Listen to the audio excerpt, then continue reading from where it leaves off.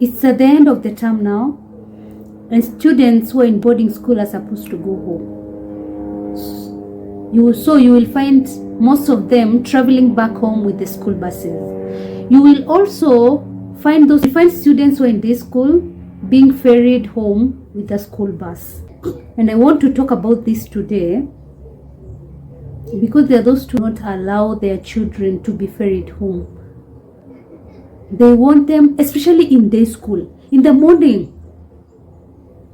when I'm going to work. Look at the number of the students who are by the road. Some of them are asking for lifts. It's so early, it's very cold, and they are by the road. That's why we are looking at why schools or why teachers organize for transport home. Teachers might organize transport home because of the following reasons. Number one, safety. And this is key. Students' safety is the number one priority of schools and teachers. So if it's during the end of the term,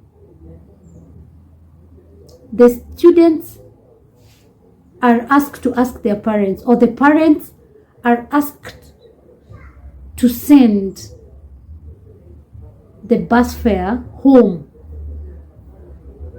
in order to be ferried using the school bus because of safety. If you give your child the fare and they are getting out from Mombasa to Nairobi, you see how long that journey is.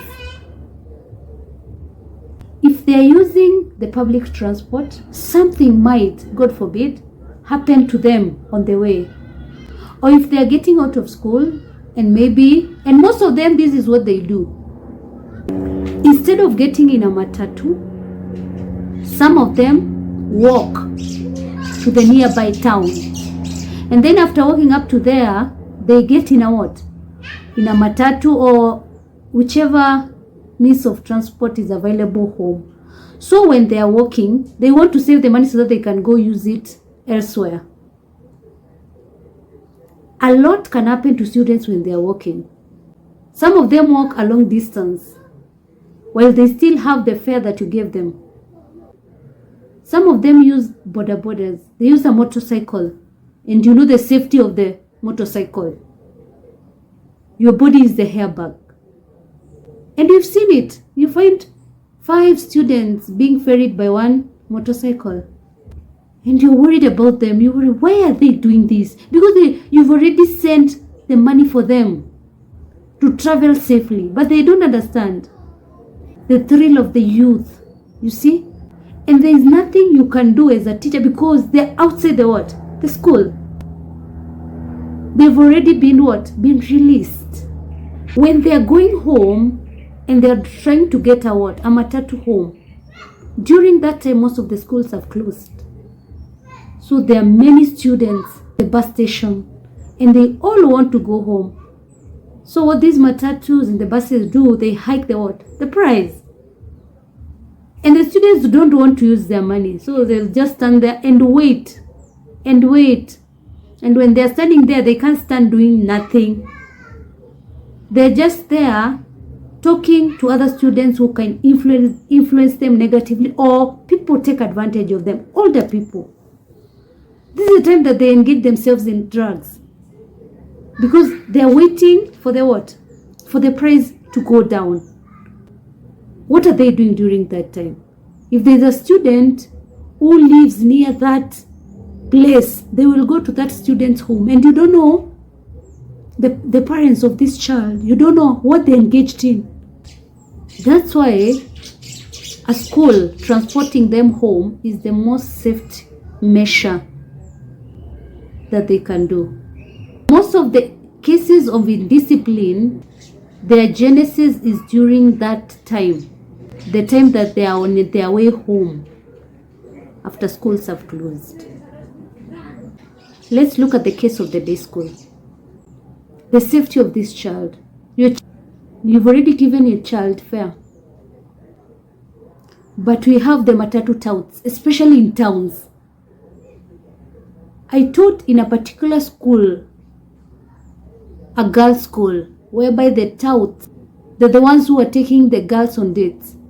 It was very scary. The parents were called and told about it. So the way out was the students being ferried by the school bus to and from home. That was the best measure. Because during that time, the touts usually are paid, I don't know, 500 or 1,000. Nowadays, it's even higher than that. Because this particular route, they used to get a lot of money. So every day, the cases that we looked at, so that it can be rampant, is because they were paying the girls how much? They were giving the girls 500 shillings per day, even 700. And you're giving a young girl that amount of money. What do you think they'll do? Even their parents, the parents cannot even give them such amount of money on daily basis. Do your calculations. So you see the safety? Your child is not safe. Because if this tout is giving the child that amount of money, where is the end result? What will your girl child give this tout in exchange? Because there is nothing for free. What other ways can this tout influence your girl child? Am I talking about something that is happening, or am I talking about something that is new to you? Let me know. Just right there in the comment section. Right, let me know whether what I'm talking about is only in this school. Because that time I got scared. Get your child in that school transport. Distance. Some of the schools are so far. A student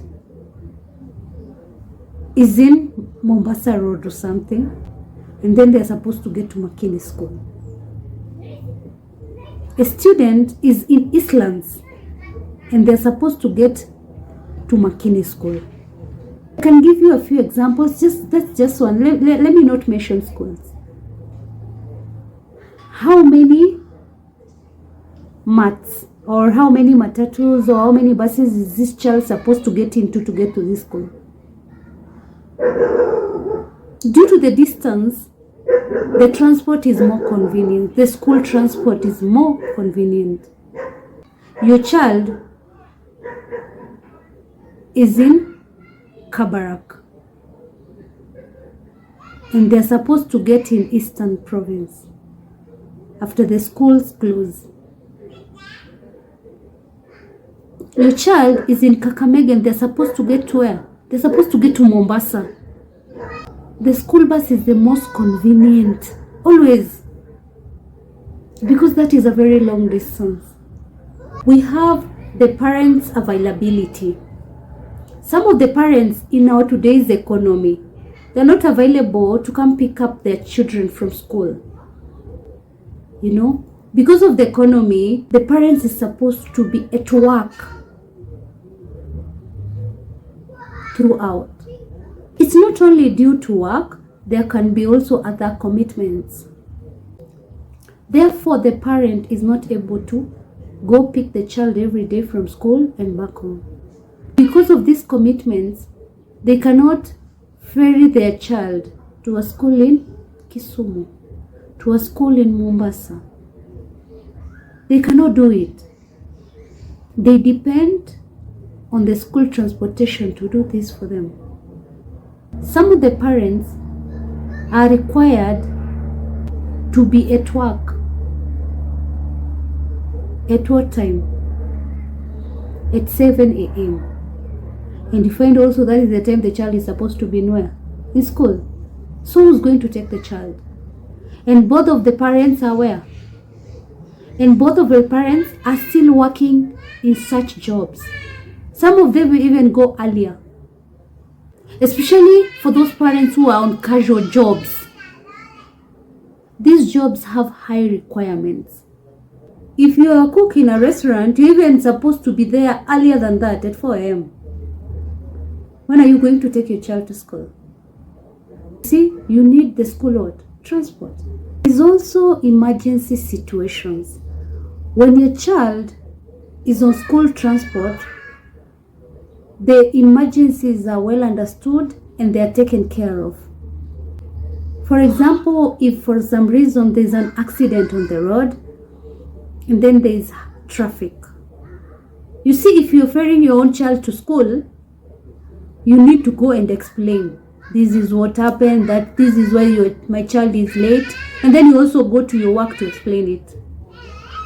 But if the child was in a school bus, all the students are late, the teacher who's in charge knows why these students are late, and also the school bus driver. So there are no repercussions. Your child is sick and they're still recuperating. You know, they cannot be able to ferry themselves from school to home or home to school. They're still getting better.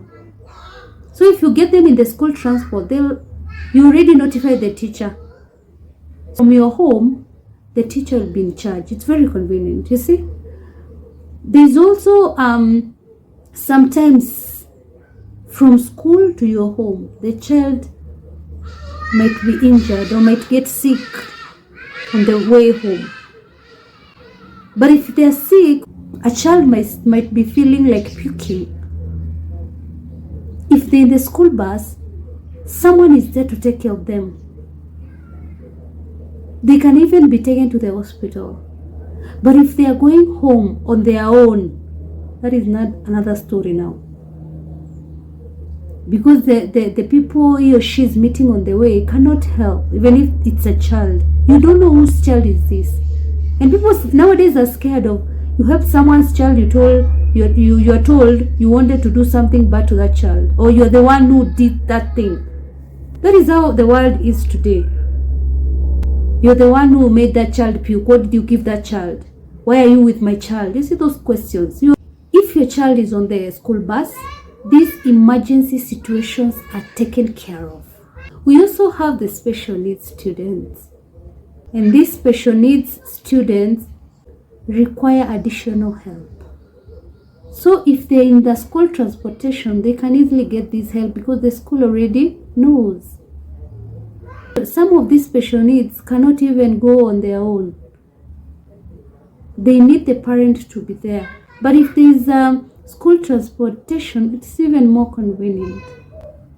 This also ensures students' attendance. If there is a means of transport, you ensure that all students have attended school. Some of the students, especially in rural areas, may not attend school because some of the schools are very far off. The learner is required to walk a long distance to reach the school.